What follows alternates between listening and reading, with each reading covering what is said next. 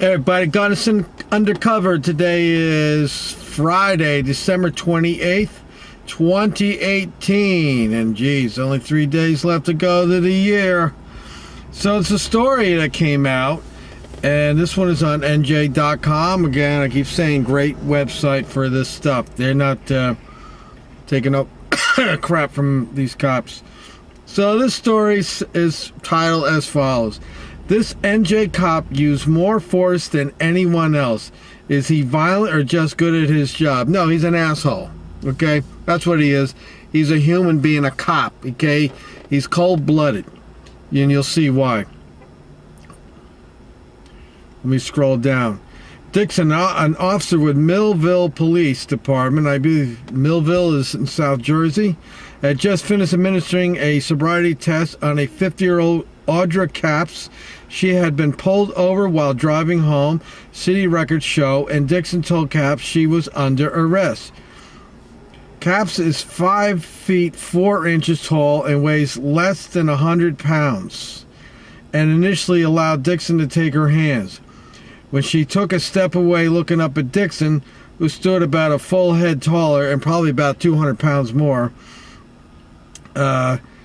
looking up at Dixon, who stood about a full head taller, she began to back up, according to footage captured by a dashboard camera. Dixon wrapped his left arm around her neck, lifted her off the ground, swung her over his hip, and slammed her into the asphalt. And as you'll see in the video, he came down on top of her when he did this. This is a judo move that he pulled on her. I have a little experience with judo, so I know when you take somebody down like that, you land on them, and that knocks the wind right out of them. The pain was beyond anything Capps had felt.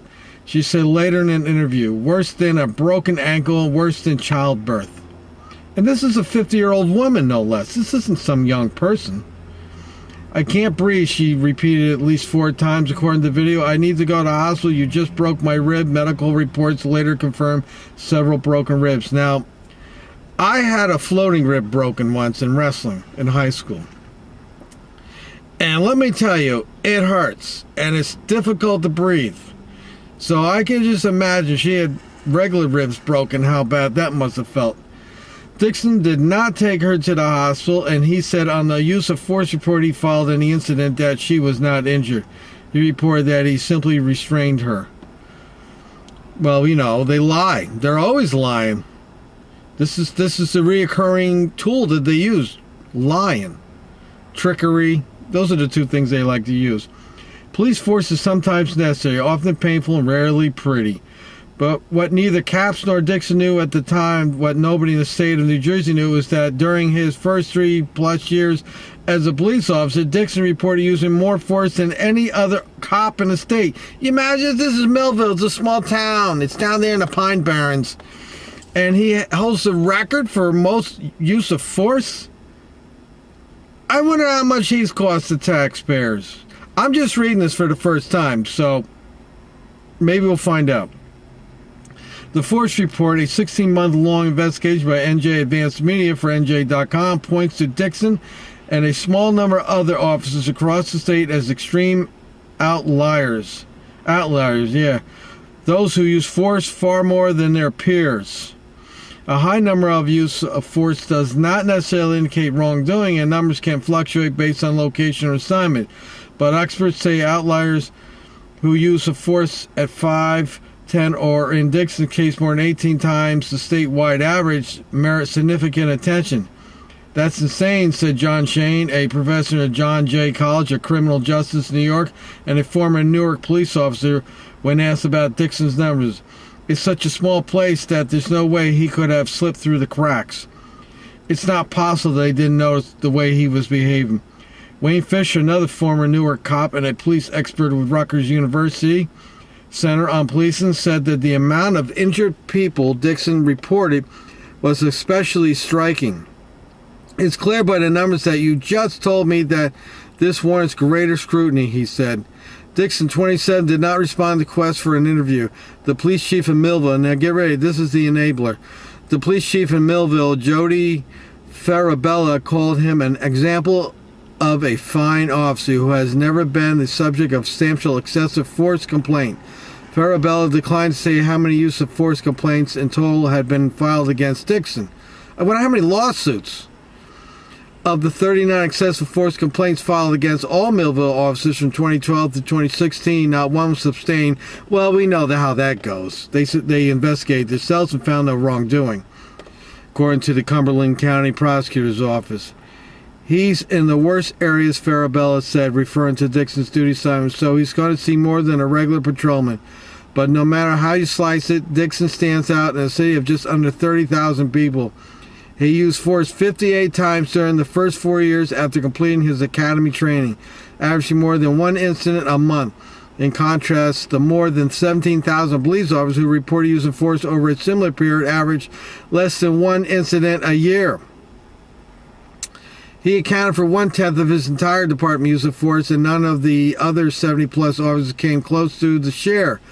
The Millville officer with the second most use of force, Jeffrey Profit, reported 36 incidents in 5 years, or 7.2 per year, roughly half as often as Dixon. Profit recently was indicted on charges of brutally beating 5 suspects and falsifying records. Wow, what a surprise! Lying on records. He pleaded not guilty. Well, of course not. Dixon also reported more injured subjects than all but one officer in the state, despite the fact that he was active for only 4 of the 5 years covered by the force report. He also reported being injured himself more than almost any other cop. Dixon has roots in the cities he patrols. He graduated from Millville Senior High School in 2009, where he was a classmate with local baseball prodigies and future American League Most Valuable Player Mike Trout. Well, I would say this to the graduating class of 2009. I would love to hear from anybody that went to school with this clown. I bet they could really shed the truth about him. Maybe get some of the smaller guys in that class and ask them what they know about him. I bet he's right up there on the thug list, the bully list. Let me go on here. NJ Advanced Media reached out to more than a dozen of Dixon's friends and classmates. Of the few that responded, none was willing to speak on the record. Of course not. Dixon, who is white, joined a predominantly white department in the predominantly white city. A photo of his swearing-in hangs near the police station entrance. 22 at the time, he is tall and slim, his right hand raised near a shaved head. Millville packs a wide range of demographics into 42 square miles. Let me see what else here. The poor part of the street is where Dixon and other officers have been called frequently, and several residents describe regular harassment from cops. The police often made little distinction between dangerous criminals and jaywalkers, said residents who spoke with NJ Advanced Media. Male officers perform invasive searches on female subjects, they said, and complaints were not taken seriously by the department. See, I'll let you read the rest of this because there's more to this. This is, just reading this, I would conclude that the police chief is the enabler. See, the police chief is the person who sets the standard, and like any job, when you go to a new job and you start there, you get to know what's acceptable behavior and what isn't. You get to know whether you can take a 15-minute break or stretch it out to 20 minutes. You know where you can stand, where you can't stand, what you can't do and can do. And this is what's going on. This is a chief of police who is enabling it. And, what are you going to do? You got a corrupt system down there. I mean, a lot of where these problems start, there's corruption.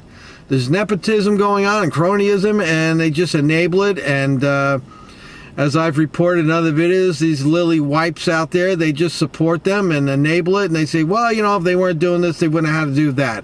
And that's the mindset of these lily wipes that enable this, these bad cops. All right, I'll put the link in the description. Let me know what you think about this story here, what's going on. Like, share, subscribe. This is Gunnison Undercover. Until next time, as always, watch the police. You got to keep an eye on them. And when they tell you what to do, you tell them what to do. You tell them they work for you. You don't work for them.